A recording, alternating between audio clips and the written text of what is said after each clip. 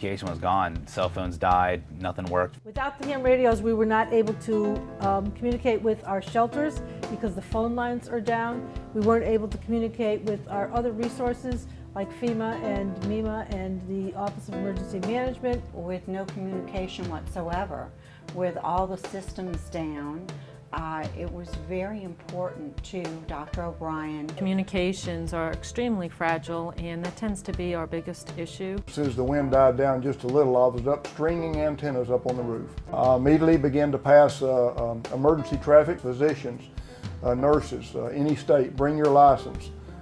We need medical supplies, additional vaccines, technics. I was handling HF traffic, emergency traffic, and a lot of it. There were requests for rescue. There were still people trapped in dormitories at some of the universities in New Orleans. I handled a lot of emergency traffic there.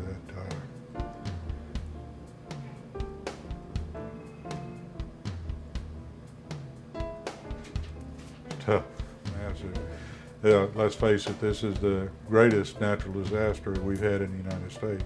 It's really been an experience for me, and I'm glad to help. I wound up setting up in a Walmart parking lot. I was receiving traffic over the HF net, a lot of search and rescue. People trapped in attics, people trapped on roofs. There was a woman in labor with serious complications, and she was not going to make it if she didn't get out. They couldn't get a helicopter into that hospital. The helicopter got into Tulane Hospital, and then they had a boat en route to pick her up. And we had her ready to go, and getting in the boat, she got out safely and got into the chopper. That was a real heartwarming experience. Because I am from New Orleans, this region is a very deep and super important part of who I am. Had to do something. This is my first emergency as a ham radio operator.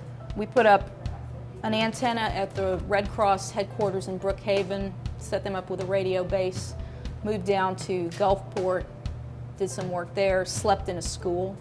It's better than sitting home and watching it on TV. It's very difficult for me because I'm from New Orleans. I went ahead and got my ticket after 9/11 because I wanted to be of some use. I love the idea of talking on the radio to people on the other side of the planet who you've never seen. And so I did it so that I would be of use. And it's paid off. It's really paid off. It was such a relief to myself and Dr. Muller and Dr. Bryan to have Mike and all those people out there that helped to communicate with him. It's definitely a definite, warm, heartfelt thank you from me and from our staff. Without the ham operators, we really don't have a way to communicate.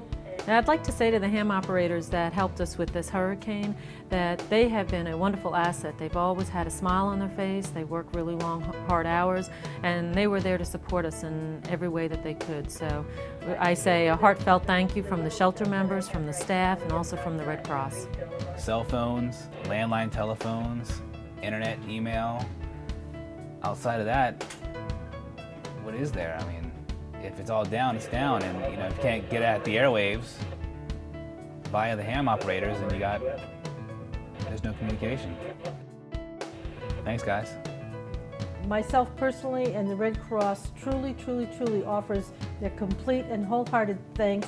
And I think the American people offer their thanks in that the people in this area are really appreciative of what their efforts are, because from what I understand, you're all doing this as full volunteers, no recompense, you're paying your own way, and that goes really above and beyond anything that I have known before.